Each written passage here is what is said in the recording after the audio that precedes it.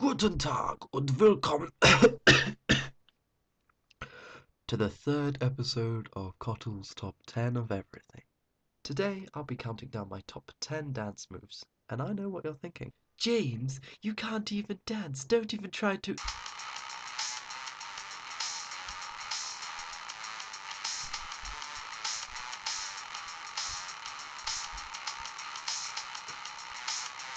Oh my. Dance moves can totally define what kind of person you are, so it always helps to have a wide back catalogue at your disposal at a club or a party. I personally would like to define my dancing style as unique,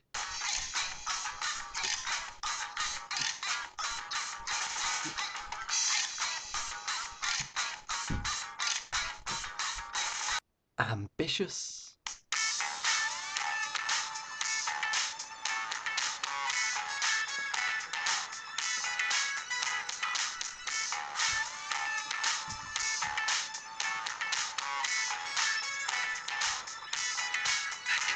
and thought-provoking.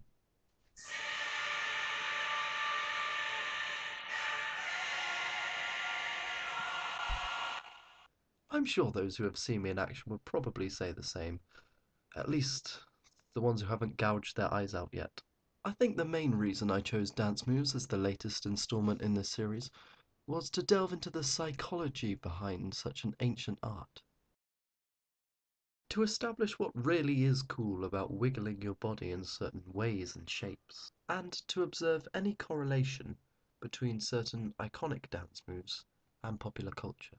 If I'm honest though, it was mostly so that I'd have an excuse to dance like an idiot in front of my webcam. Researching such a topic is difficult as there's such a broad spectrum of moves, so these are the main ones that have oozed into my subconscious over the years. Some of them are dancing styles, some of them are open to personal interpretation, and some of them can even be equated to certain individuals. The important thing that I should mention is that all of these moves are things that I have used at clubs and parties, even if the context was totally wrong. As per usual, I picked out 15 of all the moves I could think of and began a vigorous elimination process. Here are the 5 honorary mentions that didn't quite make it into the top 10. 60s jiving,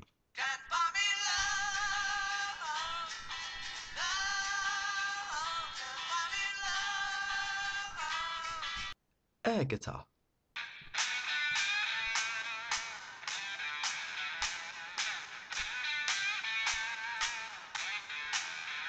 shooting stuff,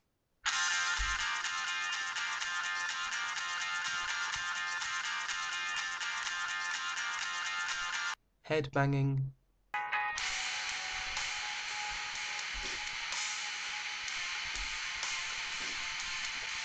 and the pelvic thrust.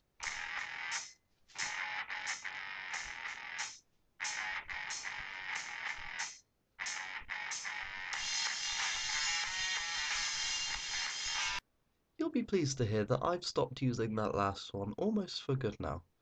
I'm banned from using it in 3 continents. Enough small talk, it's time for the moment we've all been waiting for. My top 10 dance moves. Enjoy. Number 10. The Power Ballad Fists.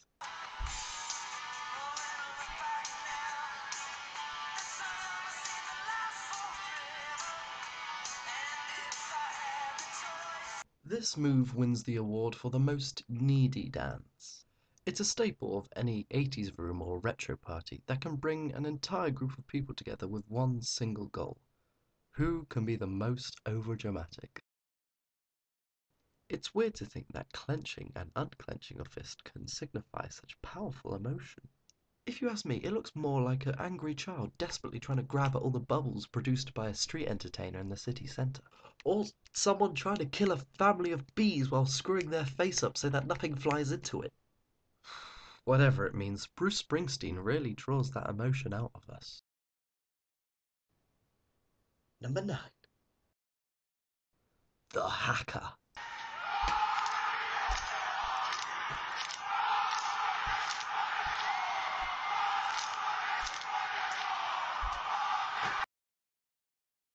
I love New Zealand.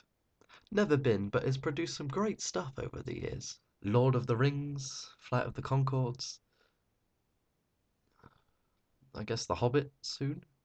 But this certain Maori tradition fits in a little better within the confines of this list. A little history for you now.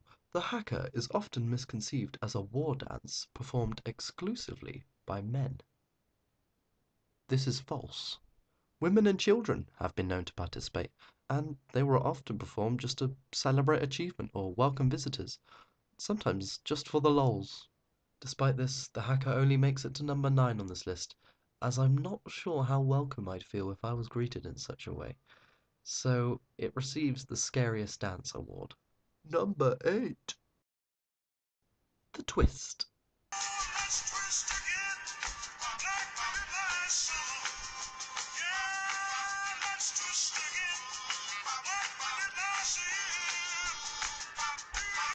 Ironically, I don't think I've ever done the twist in the summer. Anyway, the beauty of the twist is that it's seen as a move that the mums and dads and grandparents can get involved with, because everyone seems to be able to do it. This opinion is hilariously wrong.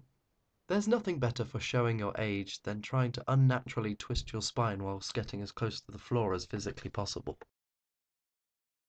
Still, respect to your grandpa if he attempts the twist just to get a look up his daughter-in-law's sister's dress at the next wedding. Actually, no, I take that back. I'll just give the twist the award for requiring calves of steel. Number 7. The Worm.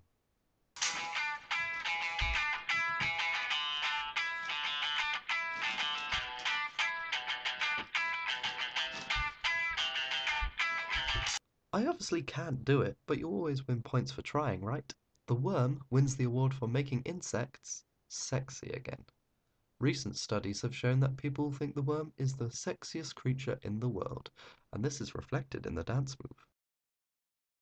James, I think you should check your facts there. Why on earth would worms be considered to be... I'm right, Internet. Don't bother challenging me. Interestingly, the move was invented in the 1920s by Russian-born singer and actress Sophie Tucker. It became a popular breakdancing move in the 90s thanks to Scotty 2 Hotty, the wrestler who used it as a finisher. These days, it's performed by an elite that I am very jealous of. Because being a worm would be cooler than Samuel L. Jackson drinking Sunny Delight. Number 6. The David Brent.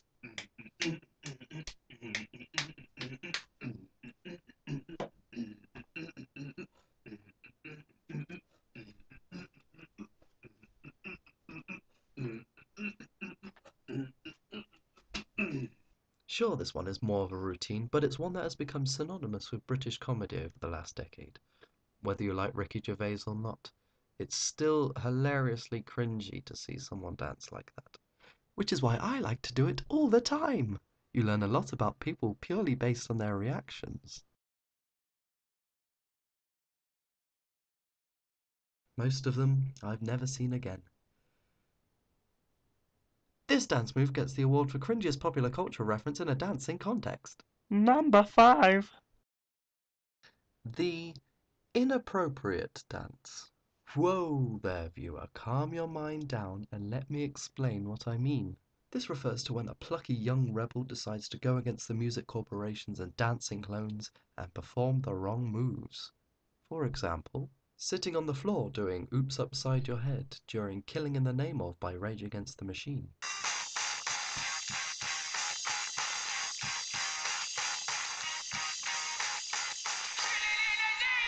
Doing the YMCA during some generic dubstep.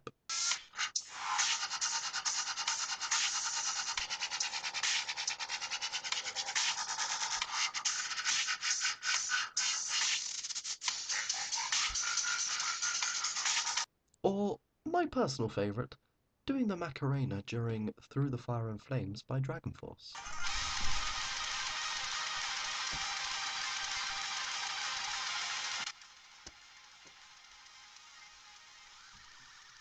While doing these things may ostracize you in a similar way to doing the David Brent, The inappropriate dance wins the award for giving shy anarchists an outlet. Number 4. The moonwalk.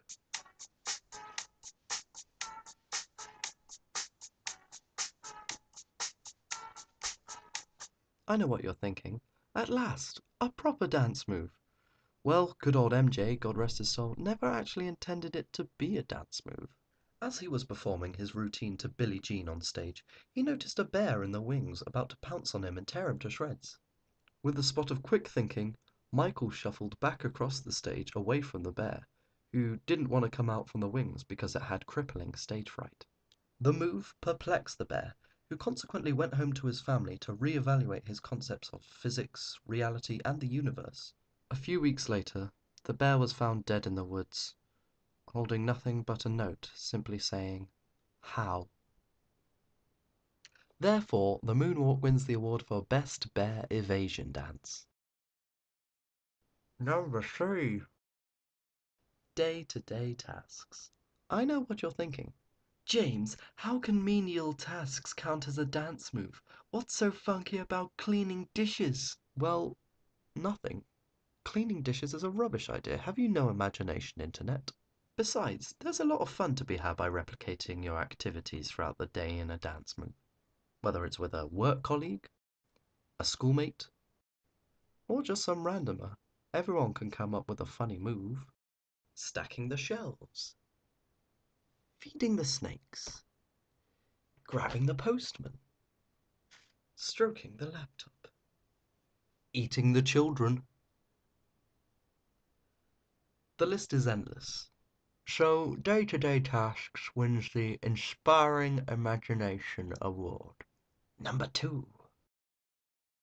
The Running Man.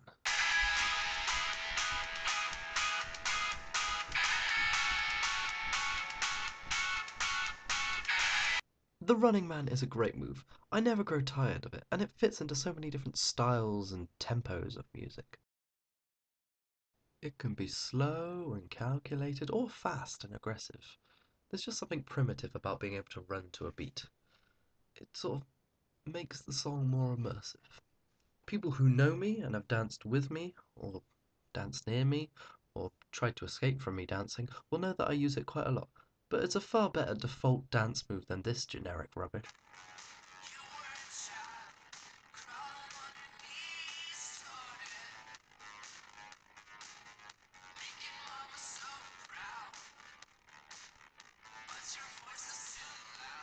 So Running Man gets the coveted award for giving James something fun to do during the songs that he doesn't know or like as much. And so here it is, the number 1 spot. Some of you may have guessed it already. Unfortunately, it's not much of a surprise this episode. Congratulations to the robot.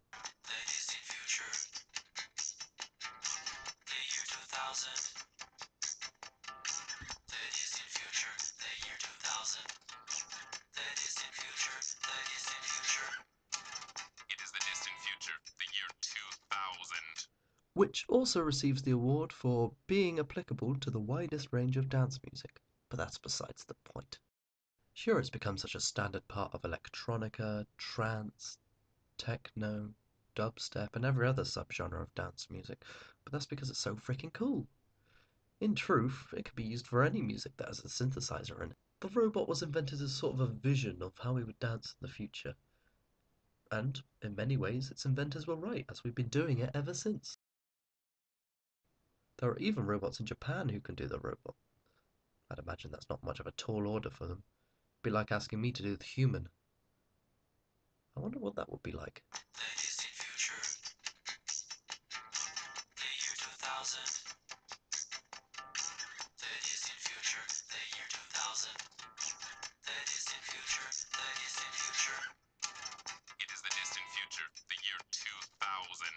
Well, that's that. If you want to know more about my choices and berate me for missing out blindingly obvious examples, then just send me a quick message. P.S. Grinding doesn't count. Dance moves are being invented all the time, so it's simply not practical for me to know them all anyway. Thanks for watching. Tune in next time for my top 10 movie badasses of all time. be back.